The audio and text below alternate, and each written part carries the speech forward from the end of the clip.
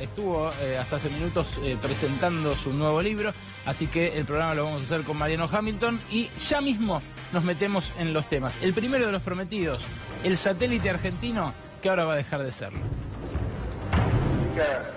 Para el INVAP, esta posibilidad de una alianza estratégica con la empresa Hughes es justamente basada en nuestra capacidad tecnológica. Lo que estamos buscando es un socio estratégico que potencie las capacidades del INVAP, porque el INVAP va a ser el que provea el ARSAT-3 para desarrollar mejor, porque lo que encontramos cuando llegamos es serios problemas de comercialización en el ARSAT-1 y el 2. Acá hay que combinar la capacidad tecnológica que ha desarrollado INVAP, los desarrollos que ha hecho ARSAT, con socios estratégicos, que es lo inteligente hacer, esto que yo llamo la inserción inteligente de Argentina en el mundo. Así que no se preocupen los muchachos de INVAP, creo que de esta manera lo vamos a lograr mejor, buscando socios buenos en el mundo para que usemos lo bueno nuestro y que ellos nos den lo que nos complementen lo que nos falte. Aparentemente esto debería pasar por el Congreso de acuerdo al artículo 8 de la ley 27.208, porque además está en juego la cuestión de soberanía a partir de que la órbita corresponde a la República Argentina. No lo tengo tan claro, porque esto es un acuerdo estrictamente sobre un satélite y que tiene un carácter más comercial que tecnológico. Y ahora INVAP accede a buen financiamiento que antes no tenía.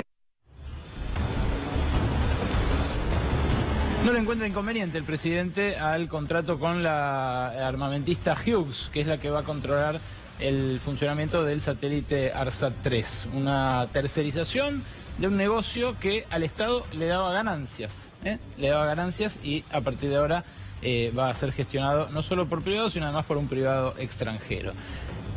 Vizcay, el hombre que está en la mira del gobierno, Pedro Vizcay, hombre que llevó desde su silla en el Banco Central críticas a la política económica del gobierno, pero además críticas contra la política específicamente monetaria que lleva adelante Federico Sturzenegger.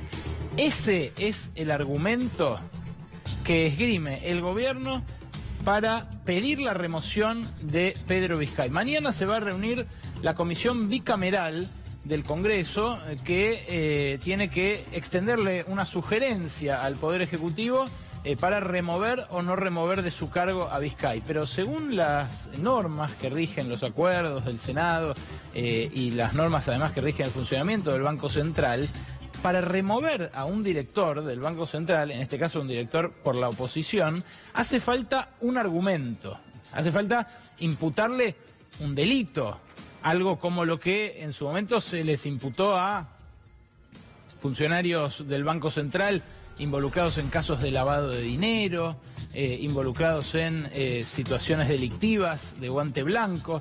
Bueno, el delito que le achacan a Pedro Vizcay es haber opinado en medios de comunicación, entre ellos, por ejemplo, haber publicado una nota de opinión en ámbito financiero, denunciando que la política monetaria lleva a una encerrona, a un callejón sin salida, y diciendo que, por ejemplo, el pago de altísimos intereses por las LEVACs incentiva la bicicleta financiera. Ese es el delito de Vizcay, delito de opinión.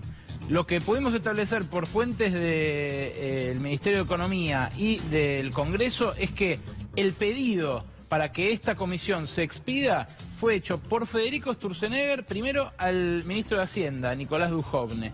Le dijo, necesitamos saber si con sus declaraciones está entorpeciendo la política monetaria y la política económica en general. Y lo que respondió el ministro de Hacienda, y por eso llegó el pedido de remoción a la Comisión Bicameral del Congreso, es que efectivamente está contradiciendo la política de comunicación del Banco Central. Habrá que ver si esta bicameral avala este argumento para remover a un director que cuenta con aval del Senado.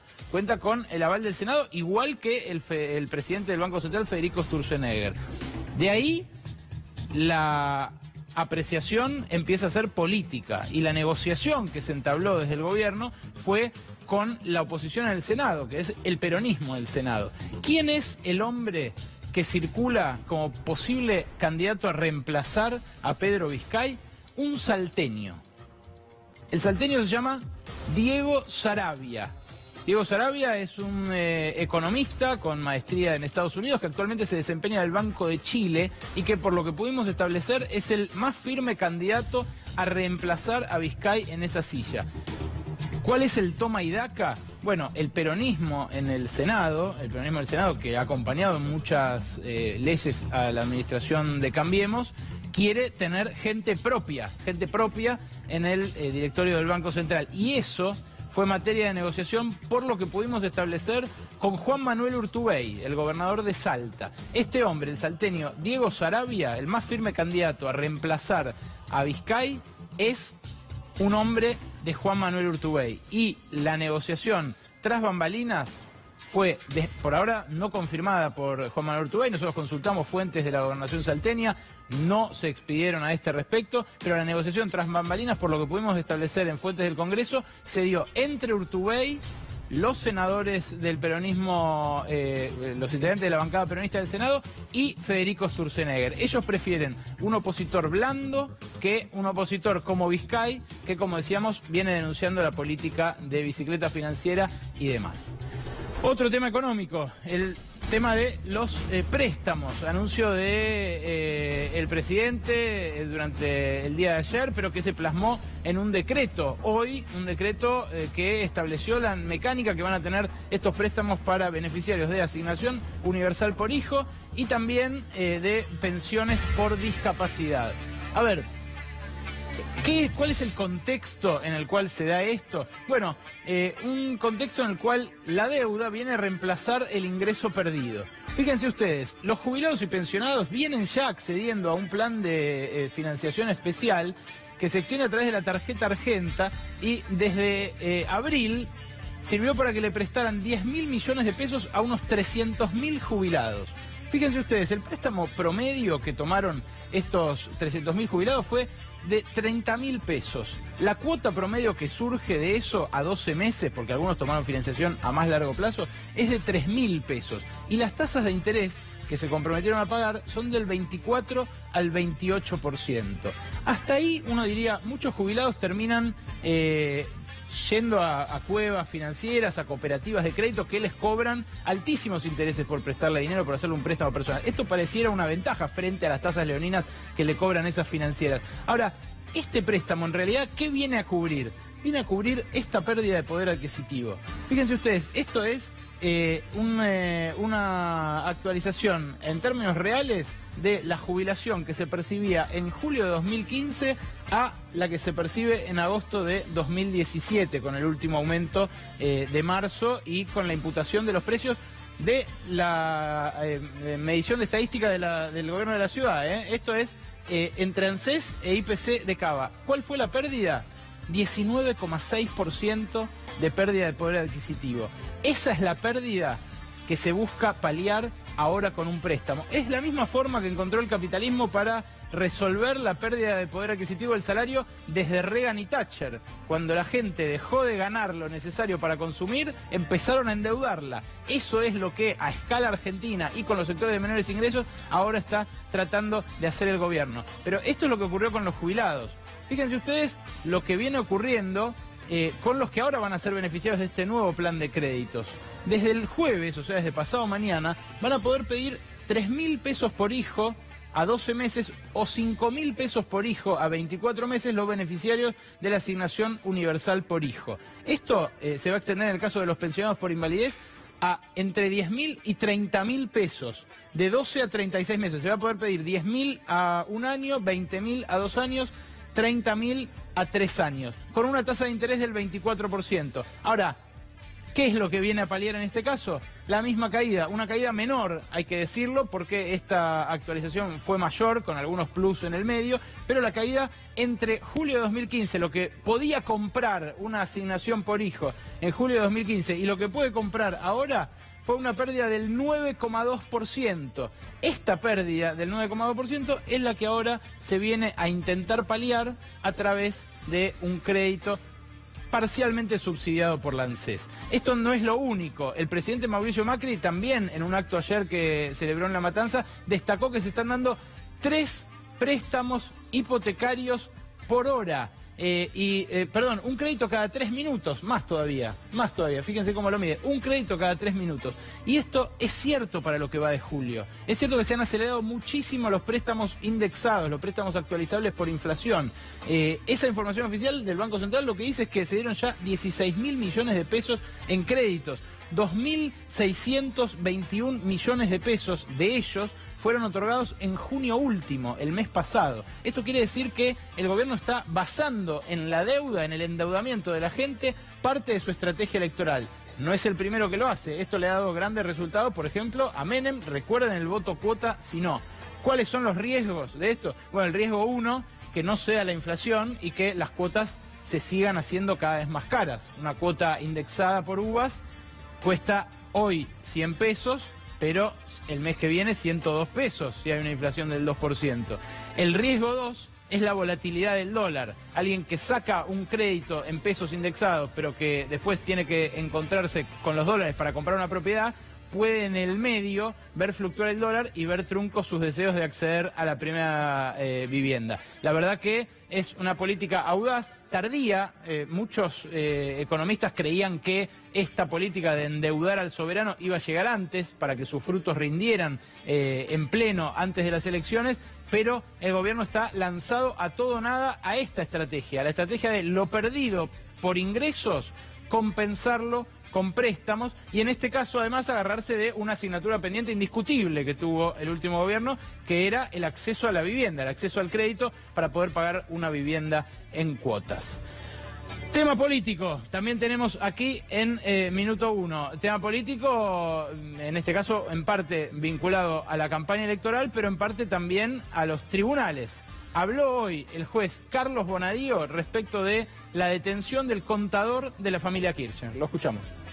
Estaban organizando, estructurando distintas maniobras por las cuales, para llamarlas más claro, digamos, algunos bypass, por las cuales se trataba de eludir el embargo de fondos. Si se comprobara que la que obstruye, la decisión de obstruir a la justicia, de armar este bypass, es de la propia expresidenta, ¿qué pasaría? Si se acredita esa hipótesis, se tomarán las decisiones procesales que correspondan. La prisión preventiva generalmente tiene dos elementos para sostenerse: el peligro de fuga o el entorpecimiento de la causa, ¿verdad?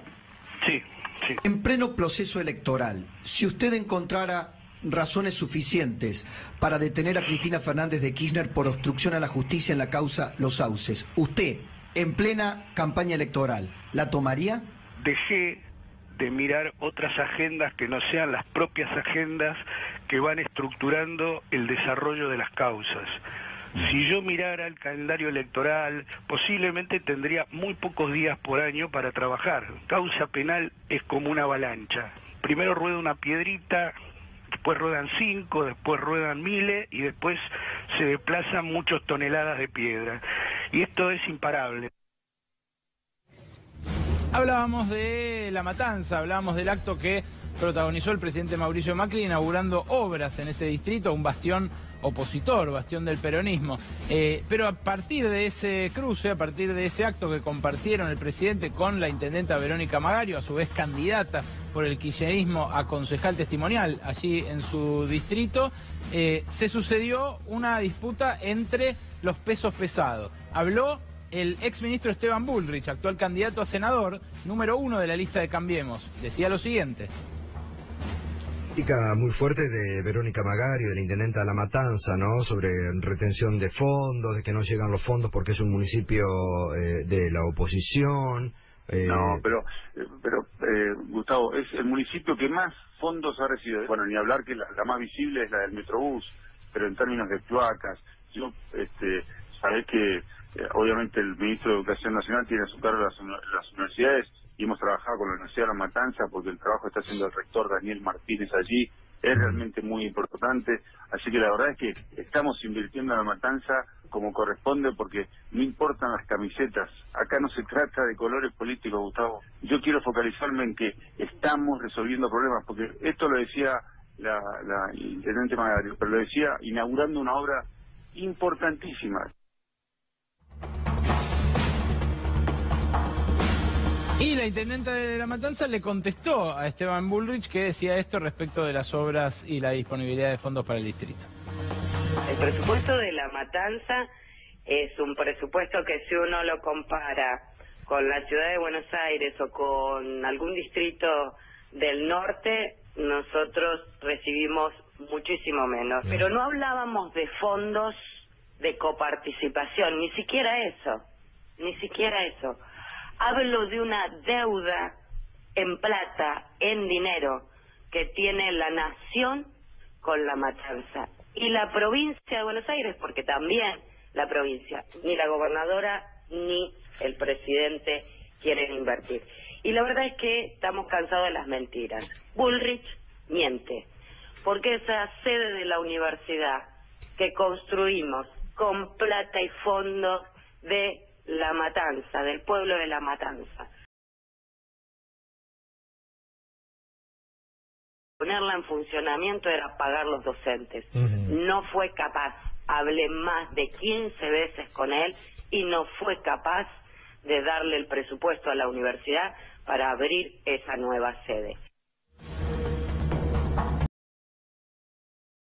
De aprobar una reforma laboral que nos retrotrae, diría yo, a mediados del siglo XIX, una reforma laboral que elimina los topes a la jornada laboral extendida, que elimina los descansos para mujeres antes de iniciar periodo de horas extra, que elimina los pedidos de discusión con sindicatos o los plazos de conciliación con sindicatos a la hora de establecer un despido masivo, que permite las vacaciones fragmentadas sin consenso del trabajador. Sí, escuchó bien, fragmentadas, o sea, 3 días hoy, 3 días dentro de 2 meses.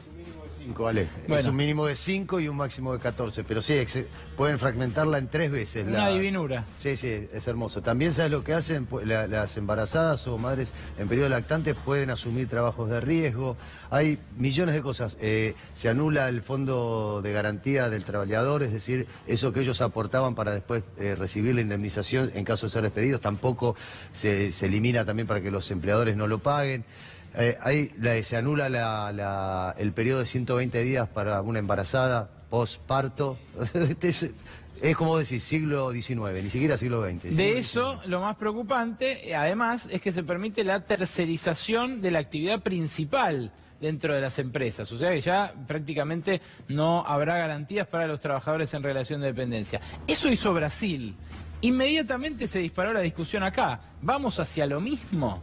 ¿Vamos a lo mismo empujados también por esa situación para ser competitivos en términos de costo laboral frente a Brasil? Bueno, del debate participaron sindicalistas, legisladores, empresarios, todos dijeron lo suyo. Hoy dijo lo suyo el ministro de Trabajo, Jorge Triaca. ¿Parece un tipo de reforma deseable lo que se aprobó en Brasil para la Argentina? Va a depender de lo que los actores sociales acá también estén dispuestos a trabajar.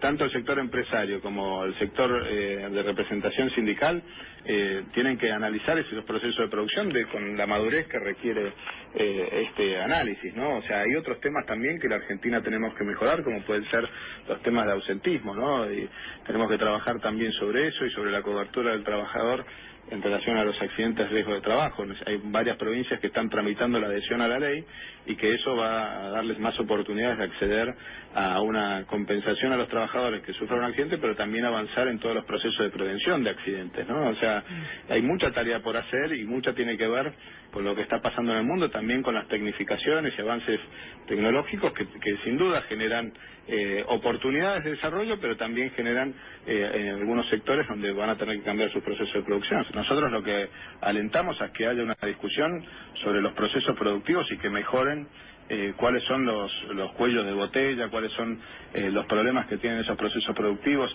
Lo que queremos es que haya mesas donde esto pueda resolverse y que se haga de una forma consensuada. Claro, en una forma consensuada se ha avanzado ya en flexibilizar algunos convenios colectivos de trabajo, por ejemplo el de los petroleros. Eso, dice Triaca, es la estrategia del gobierno para bajar el costo laboral. ¿Podrá? Bueno, es lo que está en debate, lo que en definitiva va a terminar de decidirse en función del conflicto social. La que sí se manifestó a favor de reducir el costo laboral, o por lo menos discutirlo, es otra candidata, la diputada Elisa Carrió. Acá el gobierno nacional ha bajado impuestos, pero no han bajado las provincias ni los municipios. La carga impositiva para las clases medias, para la pyme, para el comerciante, esos son insostenibles. Tenemos que discutir el costo laboral, porque es tan grande que en realidad un empleado te cuesta 2 empleados. Si te cuesta 2 empleados, falta el empleo para uno. Notable punto de vista. Hoy, desde otro punto de vista, no desde el punto de vista del empresario, que te cuestan tanto los empleados o no te cuestan, se manifestaron los empleados que perdieron sus trabajos justamente en la...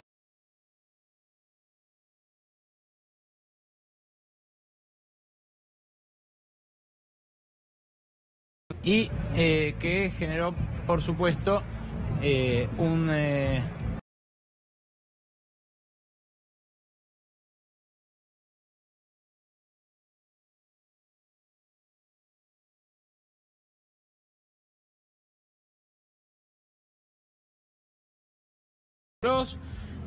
y lo que terminó ocurriendo es esto, una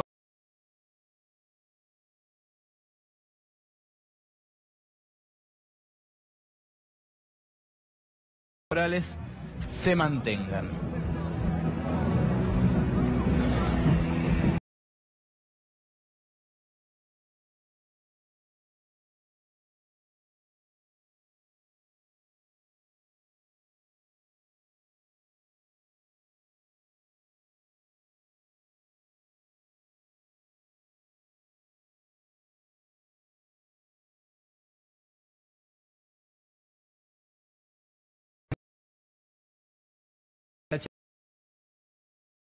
Nacional por el Frente por el Unidad Ciudadana, por Unidad Ciudadana, y nos acompaña también el diputado Álvaro González, referente de la bancada del PRO en la Cámara Baja. Nos acompaña, además de ello, candidatos, Guillermo Ruz, que fue el presidente de ARSAT, vicepresidente de ARSAT en la gestión anterior, y a quien vamos a empezar a consultar sobre la revelación de Darío Gaño el domingo aquí en Economía Política. ¿Es lo que marca esta carta de intención con la empresa Hughes una privatización o un inicio de privatización del sistema satelital argentino? Buenas noches. Buenas noches.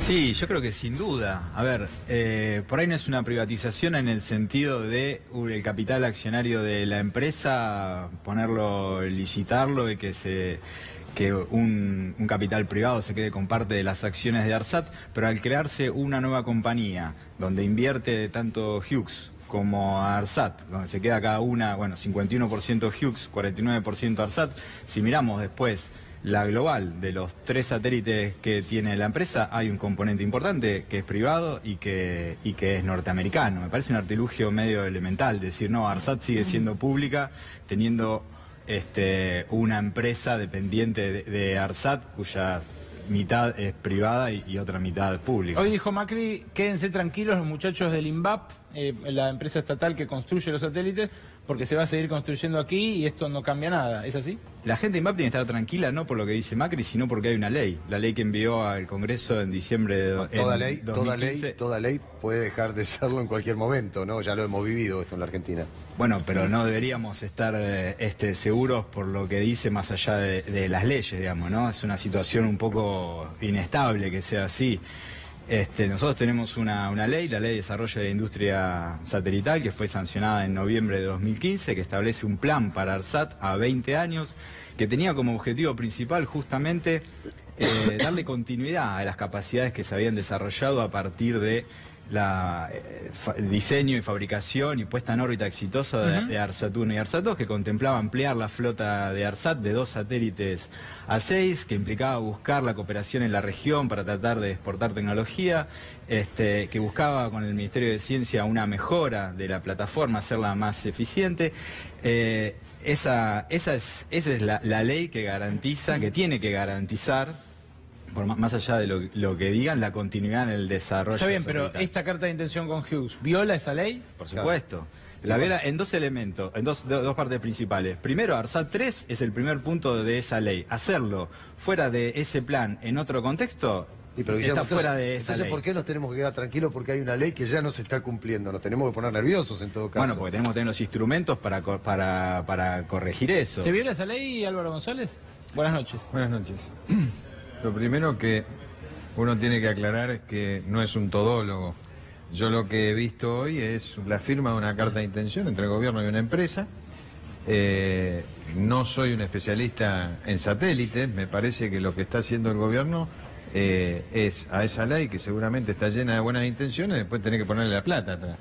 Y no está el financiamiento. Lo que está encontrando es un socio estratégico para poner en órbita otro satélite hasta donde no sé cómo es el tema espacial, pero hasta donde la órbita pertenece a la República Argentina, los trabajadores van a ser argentinos, la mayor cantidad de insumos con lo que se va a trabajar van a ser argentinos. Y bueno, hay una empresa que ha firmado una carta de intención con el gobierno y en función de eso después se desarrollará. No hay que tenerle miedo al capital privado. ¿Es miedo lo que expresan los científicos? La verdad que no lo sé, porque vos preguntaste, ¿es una privatización? Empezó diciendo que no es una privatización. Entonces, no es una privatización, pero después... Entonces, la pregunta es, ¿existe la capacidad financiera hoy en el país para desarrollar esa industria totalmente argentina? Pareciera que no. Sí, es una privatización. Claramente. Dijiste que no. Es una privatización. Empezaste diciendo que no, salvo que querrás ver el tape. Dijiste no es una privatización. No es una privatización de la empresa ARSAT. Si contamos todo junto, el proyecto... Si no es de la empresa, ¿de qué es la privatización? Al crear una nueva empresa, si miramos todo... No se crea una nueva empresa, sí, se firma un convenio. Primero están firmando una carta de intención. Esa carta de intención se va a debatir. Y si hay alguna cuestión normativa, una ley solamente puede ser modificada por otra ley, con lo cual se va a tratar en el Parlamento. Mira, hay un punto importante que lo que vos estás diciendo me parece que no fue tenido en cuenta, que es justamente en ese acuerdo que se publicó además a partir de una investigación periodística. Eso no está claro, en ningún momento estaba claro que se estaba avanzando en este año y medio de gestión en el marco del Ministerio de Aguad, de Comunicaciones, que se estaba buscando esa alternativa. En esa carta de intención figura que Hughes le tiene que pedir permiso al gobierno norteamericano para poder concretar ese acuerdo. En ninguna parte de esa carta de intención figura el marco normativo de la ley 27.208 de la industria satelital. Ahora cuando salta el informe dice, no, sí, si la ley lo dice se va a pasar por el Congreso. No era esa la intención. O no lo diga la carta de intención, las leyes están para ser respetadas, no las podés obviar. Aprovechemos, no sé si me entendés. Aprovechemos que tenemos otro economista en la sala, Tombolini. ¿Hay capacidad financiera en Argentina para llevar adelante esto? ¿O es una tercerización de un negocio que puede autofinanciarse? Buenas noches. Hola, ¿cómo estás, Ale? Mira, a mí me parece que yo no soy especialista en la materia. Lo que creo es que ARSAT es un orgullo para los argentinos.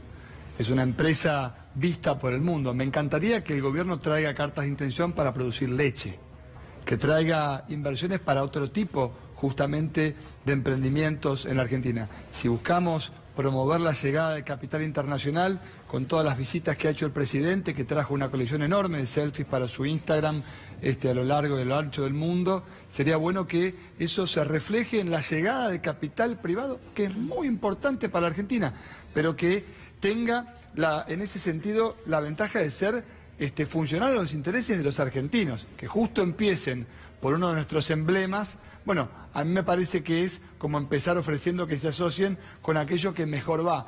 Creo, en ese sentido... Es que eso es lo curioso, Tombolini. Lo curioso es que un negocio que era sustentable, o que era por lo menos que en 4, 5, 6, 7 años se iba a autofinanciar la creación del nuevo satélite. Entonces, es como dar la parte del león... Y eso yo leí una parte, no sé qué es de ahí de cierto, pero el satélite estaba vacío cuando lo largaron. Tenés que comercializarlo, no sé, por eso vuelvo a la heladera. Para vos era una heladera, era una heladera, como decía la nata. Bueno, por eso digo, también escuchar, estamos en campaña y está bueno, y venimos a la televisión a discutir esto.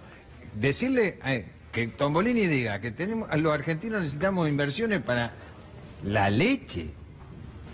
Lo único que nos faltaba es que tengan que venir los extranjeros también a decirnos cómo tenemos que hacer para hacer leche. Ah, pero es lo que están buscando ustedes en Sancor. Pero Sancor es otra cosa. Sí, ¿cómo? ¿Le están por vender a Fonterra? No, Sancor es otra cosa. Sancor es una empresa productora que producto de las políticas aplicadas por el gobierno anterior, Venezuela, no sé si le suena, exportaciones a Venezuela, que no sé si le suena, financiamiento a Venezuela, que no sé si le suena, mirá cómo está Venezuela. Entonces, la verdad es que lo que está en venta es Sancor, producto de una mala política durante 12 años. De eso estamos hablando. Ahora, Álvaro, la dama no habla todavía. Sí, Gabriel. No, digo, no entiendo el del planteo de Álvaro, no entiendo una parte. ¿Por qué una empresa norteamericana se asociaría solamente para, que es una donación, es una empresa de beneficencia, No, que se un están negocio, asociando Gaby. con él? Obviamente que hay un negocio, entonces no es que el satélite va a ser argentino, los trabajadores van a ser argentinos, lo que sea, Pero los haga va a ser satélites argentino. los ponen en el aire para vender el déjame terminar servicio. de hablar, Álvaro. Digo, si se está asociando y si la empresa norteamericana se quiere quedar con el 51%, es porque se queda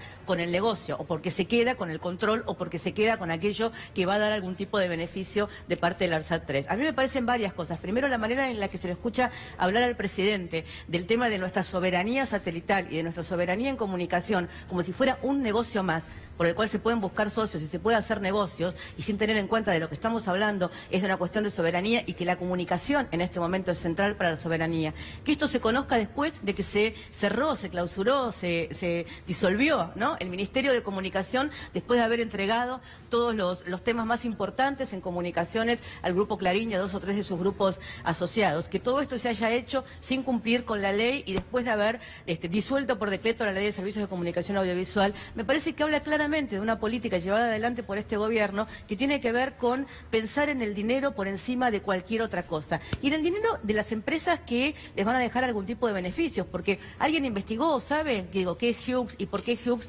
viene a asociarse con este gobierno? ¿Por qué de repente aparece este socio benefactor en los Estados Unidos y decide asociarse con este gobierno para hacer este tipo de negocios? Seguramente por algo que todavía no estamos viendo y que tiene que ver con la Ley de Convergencia de las Comunicaciones, con la Ley de Telecomunicaciones que están tratando de llevar a discutir en el Congreso y que todavía nadie de los que están en el Congreso Ahí, sabe. Gabriela, permítame agregar una cosa. ¿Por qué decimos...? Volvemos a la campaña. O sea, a mí me parece que está bien y las opiniones son válidas y cada uno puede tener una mirada. Ahora, en cualquier lugar del mundo, el 51% del 51% y el 49% del 49%. Y, ¿Y 51 es mayoría y 49 es minoría en cualquier lugar del mundo, por supuesto, o no? y en un satélite que es propio, en una órbita que es propia. Un satélite que es propio, que el 51% pertenece a una empresa extranjera. Me siento mal discutiendo de algo que no conozco. Lo que sí me parece de sentido común, sí, lo que me parece de sentido común, que negarte a la participación de lo público con lo privado por el solo hecho de una cuestión ideológica, así no fue. Porque ustedes, que lo miraban todo con la visión del Estado, lo fundieron al Estado, Gaby. Sí, lo fundieron. No tenían, o sea, gastaban más de lo que ganaban. Entonces, eso hay que hacerse cargo. Bienvenida a la discusión, hay visiones distintas sobre el mismo problema, cada uno defiende la suya y después la gente elige. Por supuesto. Ahora, yo no sé por qué volvés todo el tiempo a la cuestión, al orden de la campaña, porque si la campaña permite que discutamos estos temas que son importantes para los argentinos, me parece que está bien. Digo, porque acá creo que todo el mundo está diciendo lo que piensa. Respecto de la participación del capital privado en el desarrollo de la Argentina, bueno, yo creo que es muy importante. Lo que pasa es que el capital participando en el desarrollo del país no da lo mismo en cualquier lugar. Hay aspectos estratégicos del desarrollo de las naciones que las naciones no entregan libremente. Las naciones no comparten libremente la generación de energía, no comparten libremente cómo se vuelan sus cielos, no comparten libremente el manejo de sus comunicaciones. Hay un conjunto de factores que las naciones, acá y en cualquier parte del mundo, los países más desarrollados del mundo también, no son compartidos de una manera libre y como si fuera que están compitiendo entre dos maxiquioscos a ver cuál es más eficiente. Por eso creo que en el sentido de lo que tiene que ver con ARSAT, yo creo que lo que indica es una prioridad que tiene que ver con que lleguen las inversiones allí a donde pueden llegar. Y respecto justamente de la leche, no estaría nada mal que aprendamos de otros países que han sido más eficientes que nosotros en términos de la producción de leche. Eso no tiene nada de malo. Guillermo, ¿se fundió el Estado por poner 2 satélites en el espacio? No, al contrario, el Estado tuvo que intervenir porque un privado se había fundido, no había gestionado bien la empresa y estaba a punto de perder las 2 posiciones orbitales asignadas a nuestro país. Nahuelsat, que operó a mitad de los 90 hasta el año 2005, no estaba invirtiendo en poner el segundo satélite en la posición de 81 grados, tampoco estaba reemplazando el que tenía en la posición de 72, se estaban por perder esas 2 posiciones orbitales, ahí se tuvo que crear ARSAT, que se crea por ley, y arranca todo el desarrollo tecnológico de ARSAT 1 y de ARSAT 2, que termina exitosamente. Entonces, pero la inversión en términos netos resultó gananciosa, perdidosa, se vendieron servicios. Por supuesto, a ver, pudimos proteger la soberanía satelital, esas 2 posiciones no se perdieron. ARSAT es una empresa que siempre tuvo superávit operativo, no era una empresa que perdiera dinero, y se invirtió mucho, sí, en infraestructura. Y acá cuando decimos que no había financiamiento para los satélites, esa afirmación vacía, digamos, porque no tiene sustento. Cuando se elabora la ley 27.208 y aprueba el plan, estaban 2 fondos para hacer con los ingresos de ARSAT 1 y de ARSAT 2 los satélites ARSAT 3 y así continuar ampliando la flota. Entonces, no es verdad, eso ARSAT 2 estaba... los fondos. No sé. Sí, ¿sabes cómo desaparecieron? ARSAT tenía para 2016 asignado por presupuesto del Congreso de la Nación 4.000 millones para terminar la red de fibra óptica. Estado, no son pero son los fondos cosas que está generando ARSAT. Son los fondos de inversión. Vos estás diciendo que ARSAT iba a producir lo suficiente como para poner en marcha 3, 4 y 5. Bueno, se ve que no están los fondos suficientes para el 3, 4 y 5. Pero porque no se los quiere dar este gobierno. No, pero vuelvo entonces, si se los tiene que dar el gobierno, los tiene que poner el gobierno, no es de la venta de la empresa. Entran por una ventanilla y salen por otra. Son decisiones estratégicas, Álvaro. Está bien, por un lado, vos decidís bajar las retenciones a la minería y entonces ponerle un socio privado al ARSAT. Son decisiones estratégicas sobre cuáles son los temas estratégicos de un país. Son posiciones políticas. Ustedes tienen la suya, nosotros tenemos la nuestra. Al final de la carrera, vamos a ver quién es el que tenía razón. No es tan grave, no sé si me entendés. ¿Qué es lo que dice quién tiene razón? ¿Cómo? ¿Qué es lo que dice quién tiene razón en un proyecto? Y ustedes parecen tener razón en todo, y todo lo tenían que hacer a través del Estado, y el Estado no es lo suficientemente eficiente como han dicho ustedes que era, porque si no nos hubiéramos encontrado con lo que nos encontramos, Gaby. Ahí, Álvaro, o sea, reconozcan algo, háganse cargo de algo. Bueno, está bien, yo participo, yo no tengo en ese sentido mucho para opinar respecto del pasado. Lo que te puedo decir es que vos planteaste una cosa que es muy importante, que es el tema de la eficiencia. En general en los estados hay una tensión que es inherente a la gestión pública, que es entre la eficiencia y la equidad. El Estado no siempre tiene que resolver desde la eficiencia, porque viene a cubrir muchos baches que tienen que ver con la equidad. Te voy a poner un ejemplo que no tiene nada que ver con esto, que es bien de la facultad. Cuando vos vas a un shopping, vas al shopping, ¿viste que en el shopping, en el estacionamiento donde guardás el auto, hay espacio para las personas con necesidades especiales y para las embarazadas? Sí. Bueno, claramente el mercado lo resolvería distinto y dejaría que el que llega primero ponga el auto ahí. Eso es lo eficiente, pero no es lo justo, no es lo más equitativo. Acá pasa exactamente lo mismo. El Estado defiende intereses que no siempre tienen que ir respecto de cómo cierra la planilla de Excel. Por eso también hicieron mal el ajuste de tarifas, que podrían haberlo hecho como había que hacerlo, porque vivimos 10 años en una ficción energética en la Argentina, pero si en vez de hacerlo pensando en cómo le cerraba el número a la empresa, lo hubieran hecho pensando en cómo le cerraba el número a la gente, la caída que vimos respecto del poder de compra de jubilados y en asignación universal no muestra algo peor todavía, que es, además de la caída del poder de compra de los salarios, hay un efecto que se llama el efecto sustitución, que es, tenés salarios que te alcanzan para comprar menos, pero que los repartís distintos, porque la parte de tu salario para pagar los servicios hoy es mucho más alta que hace exactamente 18 meses. Por eso mismo, Matías, si hubiéramos Matías, vos sabés mucho mejor que yo, porque tu profesión es ser economista. Sí. Vos sabés muy bien que no hay forma de actualizar la tarifa en función del bolsillo de la gente, porque lo que se pagaba de la tarifa era una ínfima parte de lo que costaba el servicio. Entonces, no hay forma de esto que vos me decís. En un shopping, está bien, hay 3 cocheras para las embarazadas, 5 cocheras, hay 2.000 cocheras. Sí. Entonces, es muy... el ejemplo del shopping me parece que no tiene nada que ver con el Estado. El Estado Sí, tiene que ver con la discusión entre eficiencia y equidad. La eficiencia creo que siempre, y no debiera ser algo que nos movilice a todos. O sea, supuesto no hay que sí. mirar la eficiencia como una cosa absolutamente economicista. Puede ser eficiente gastando bien. Pero el Estado, puede serlo, invirtiendo bien. Álvaro, ¿puede serlo el Estado? ¿Puede ser? Bueno, yo no creo que no pueda hacerlo. El tema es como todo. Y yo tiendo a simplificar porque la gente que nos mira del otro lado tiene que entender de lo que hablamos. O sea, cuando vos en tu casa gastás más de lo que ganás, de algún lado te financiás. Entonces, pero no es lo mismo la el Estado, decisión pero no es lo mismo un Estado, no es lo mismo un Estado que una persona. El Estado no es lo mismo. No es lo mismo. Pero cuando un Estado gasta más que lo que de lo que recauda durante muchos años, ¿qué es lo que ocurre con el Estado? En principio trata de no gastar más que lo que está pasando ahora. No trata de recaudar más de lo que yo te digo una cosa. Bien. A ver, Álvaro, permiso, el Estado toma decisiones sobre la recaudación y toma decisiones sobre el gasto.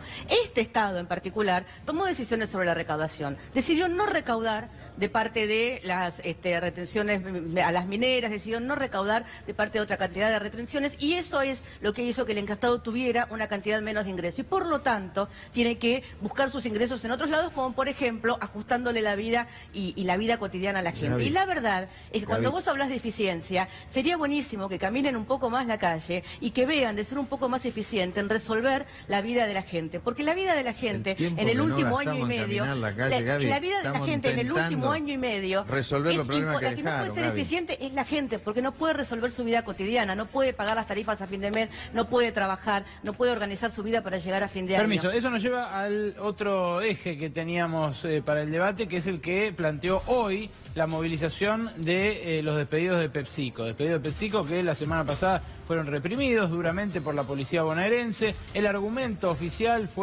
es una ocupación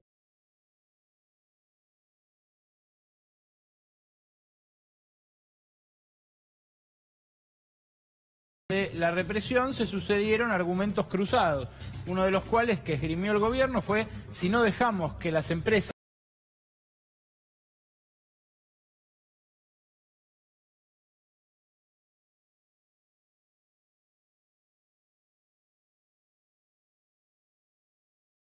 ¿Viene la reforma laboral, Álvaro González?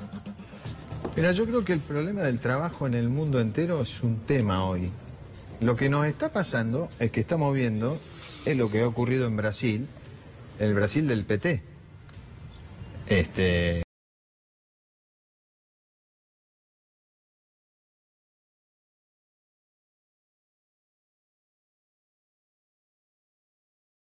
Socio.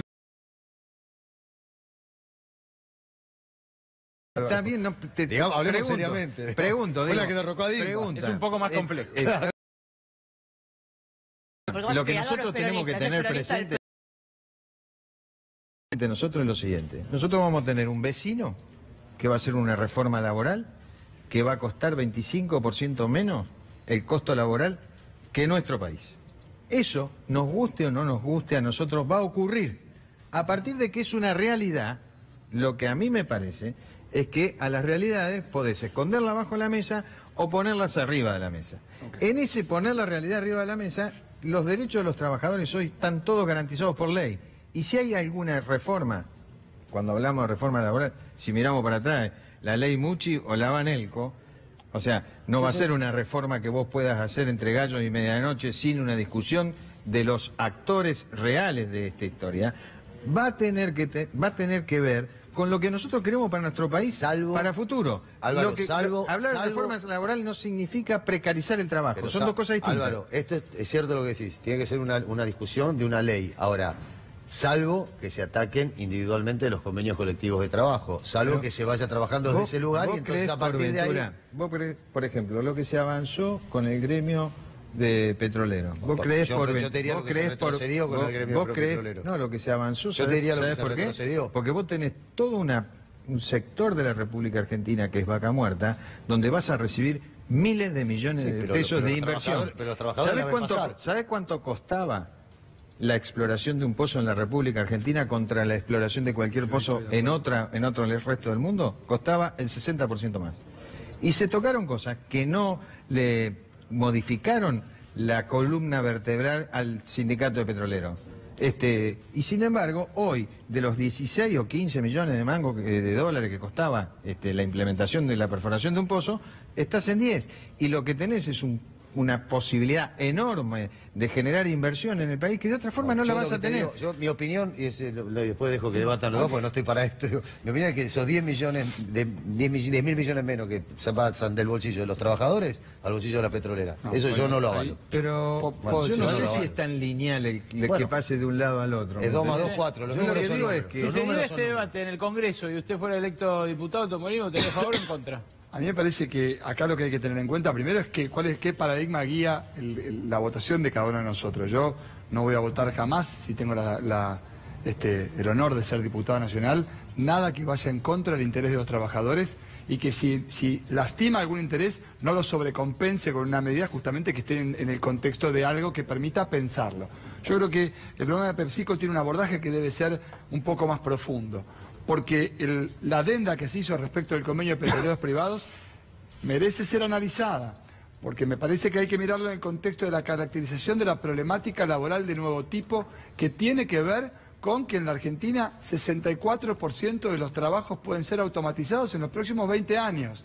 Entonces, el movimiento obrero tiene que liderar la transformación en lugar de quedarse tirando piedras desde afuera, y esto significa no asustarse porque Brasil es 25% más barato, sino ver cómo se convive con el capital para que la productividad venga de la mano de las inversiones, que es lo que no consiguió la Argentina hasta ahora. Déjame cerrar el concepto. Por eso PepsiCo es un problema, porque PepsiCo no se va porque quebró. PepsiCo no es Cresta Roja.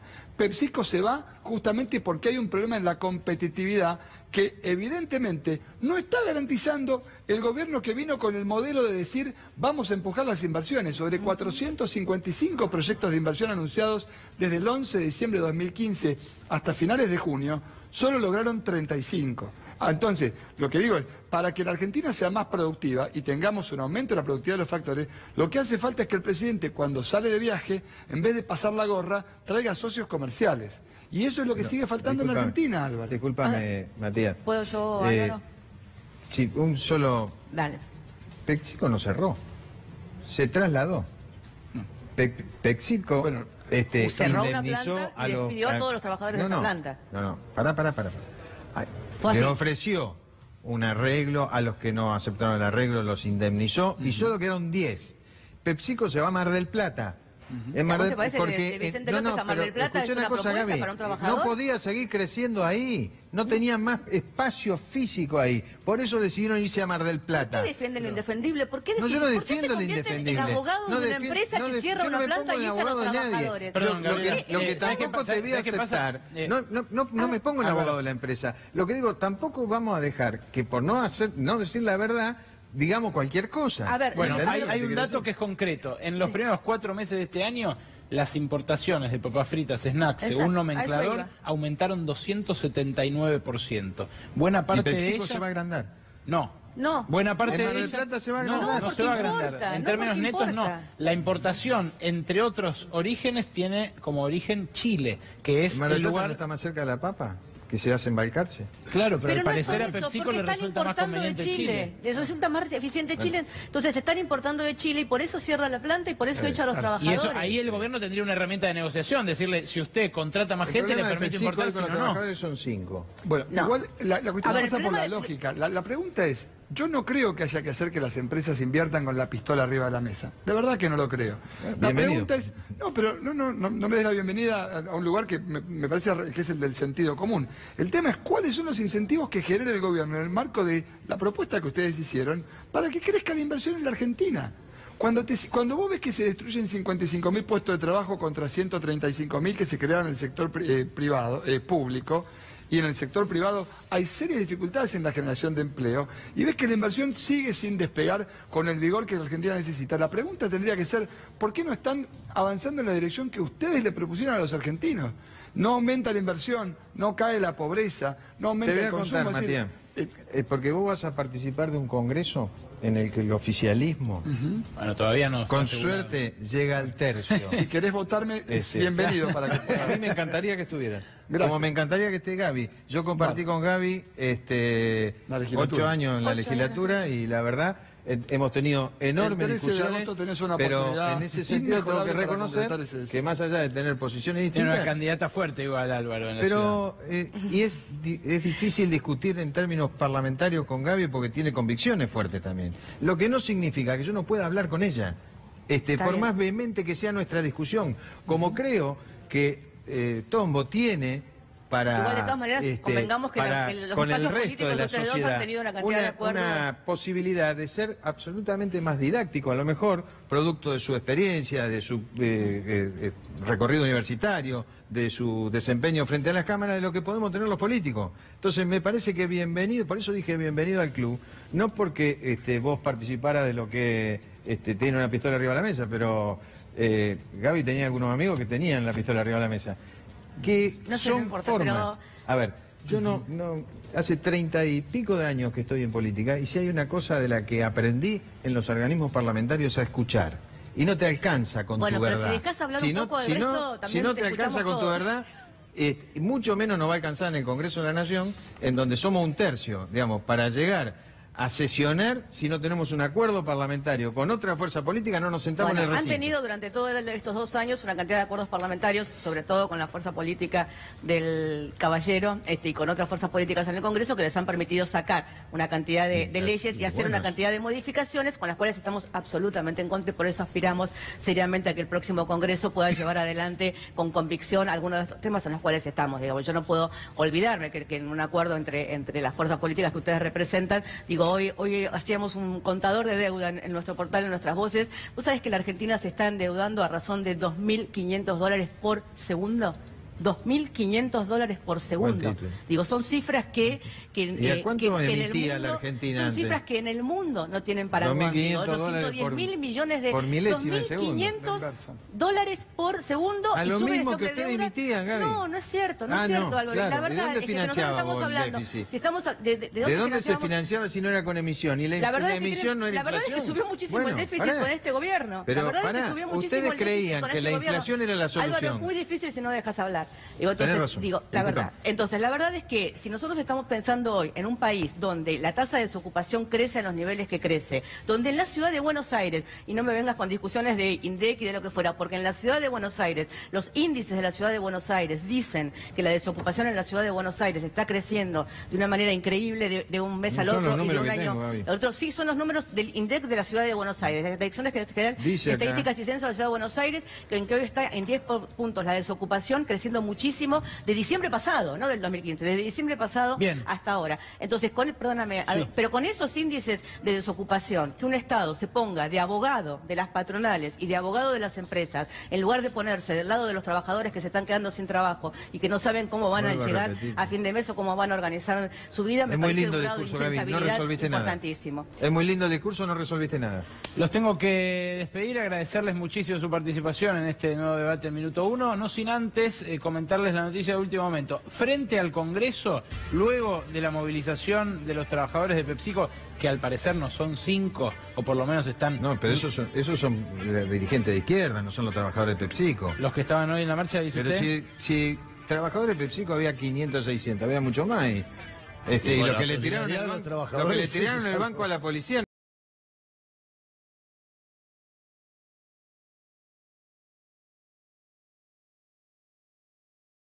para reclamar por su continuidad laboral. Una nueva carpa frente al Congreso. Vamos a ver, vamos a seguir atentamente su situación porque sabemos lo que ocurrió cuando los maestros instalaron un par de meses atrás una carpa frente al Congreso. Habrá seguramente atención de los medios para que aquello no se repita. Gracias, Tombolini. Gracias por invitarme, Ale. Gracias, Álvaro. Gracias, Guillermo, por venir esta noche. Gracias, Gabriela. Gracias, buenas noches. Ahora cerramos Minuto 1 con Mariano Hamilton aquí en la pantalla de C5N. Quédense con nosotros.